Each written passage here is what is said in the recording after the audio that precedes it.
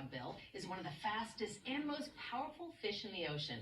They often travel alone and they can be quite elusive, which means they're hard to catch and therefore quite expensive.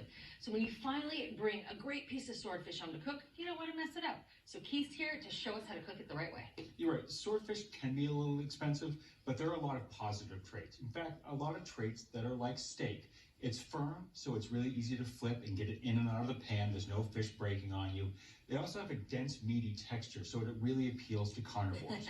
But like fish, it really is easy to overcook. It can become dry or become mushy. So before I cook our fish, we're going to make a quick relish to serve with the fish. So it's a quick take on an Italian agrodolce. So I have 3 tablespoons of extra virgin olive oil. I'm going to add 3 tablespoons of minced parsley to that. I'm going to add 2 tablespoons of capers that have been rinsed and minced. We're going to add 1 garlic clove that has been minced. 2 tablespoons of currants that have been chopped fine.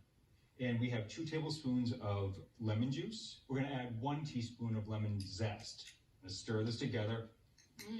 Okay, so that is all mixed together. And this needs to sit for about 20 minutes for those flavors to meld. But now we can use that time to prep our swordfish. So we're working with 2 pounds of swordfish steaks that are about 3/4 to an inch thick. We're going to be cooking 4 steaks of swordfish. We want about 7 to 9 ounces each. Typically, you find swordfish like this already cut into pieces at your fish market, but sometimes you'll also find it in large steaks like this. So there's some prep work that you have to do if you do find it like this.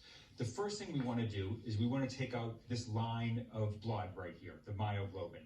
Some people like that flavor. It has a kind of minerally flavor. It has a kind of strong flavor for some people. So what you want to do is you want to just kind of cut on either side of that. And we also want to remove the skin from this too. So you want to just stand it up. You just put your knife like that.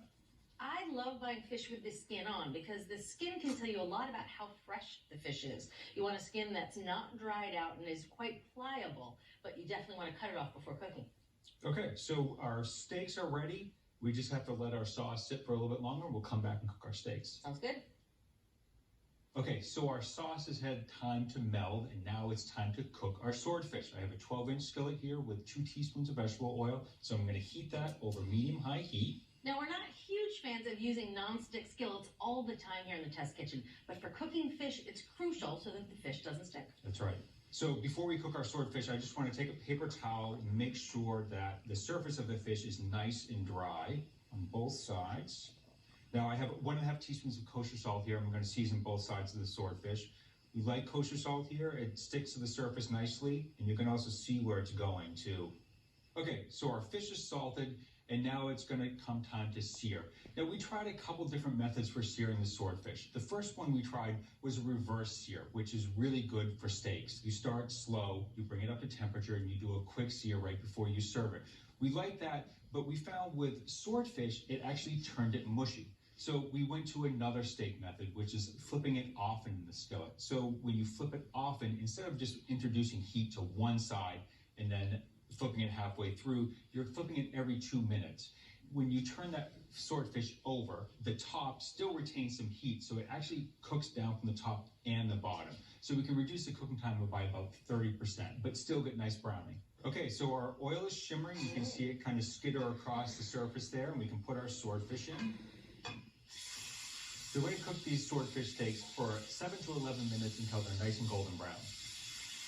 Okay, so we're going to let this go for 2 minutes and then flip it over. I have my timer right here, and I'm going to press start. If you're ever searing swordfish in a non-stick skillet, or any fish, or any steak for that matter, sometimes you'll find that the oil will pool to one side. So what I'll do is I'll go in and kind of pick up the fish and kind of make sure that that oil gets back underneath the fish. And also just spin everything around, kind of clockwise. Just to make sure that oil is evenly distributed. So it's been 2 minutes, and we're going to do our first flip. Now, I'm using tongs here. I was going to say something.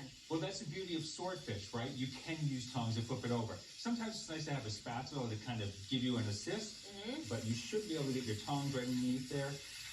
Flip it over.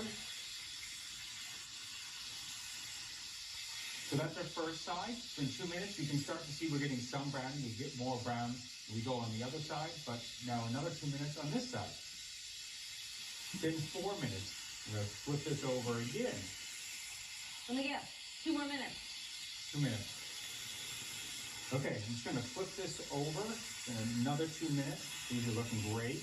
We should probably start temping now. So our ideal serving temperature for the swordfish is 140 degrees. But since this pan is fairly hot, we want to undercook it slightly and let it carry over. So we're going to take it out of the pan at 130 degrees. Okay, 130 degrees, that's perfect. We want to get that out of our pan. You can hear my timer going off here. Okay, so those have to rest 10 minutes and then we can go ahead and eat them. Okay, so Keith just said that flipping the fish as it cooks every 2 minutes will save time. And actually we found out it only saves 2 or 3 minutes, which doesn't sound like a lot, but that can add up and will have a huge effect on the texture of the swordfish. You see, fish contain enzymes called cathepsins, which are most active at warmer temperatures.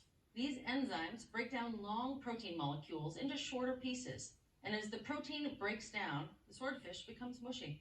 Therefore, the cooking speed matters, especially with thicker pieces of fish with long cooking times, such as swordfish. The more time the fish spends at cooking temperatures, the longer the enzymes have to do their dirty work, turning the swordfish from meaty to mushy. And that's why flipping the swordfish steaks every 2 minutes to help them cook faster is key. Okay, so it's been 10 minutes and now it's time to eat. The fish is beautiful. Isn't it beautiful? Mm-hmm. Some relish for you. Some relish for me. Thank you for the extra relish. Okay, let's dig in. Oh, this is beautiful. Mmm. Perfectly cooked. A little bit of browning on the outside, but nice and moist on the inside. Also, that texture is so great. It really is meaty. It's hefty. It's not like a flaky cod fillet. It just has so much heft to it. And this relish is delicious. It would make anything taste good. It's that balance of the acidity of the lemon and that lemon zest, a little bit of sweetness, and then lots of parsley. So at the end of the day, it tastes savory, not sweet, but I appreciate that little bit of sweetness in the middle.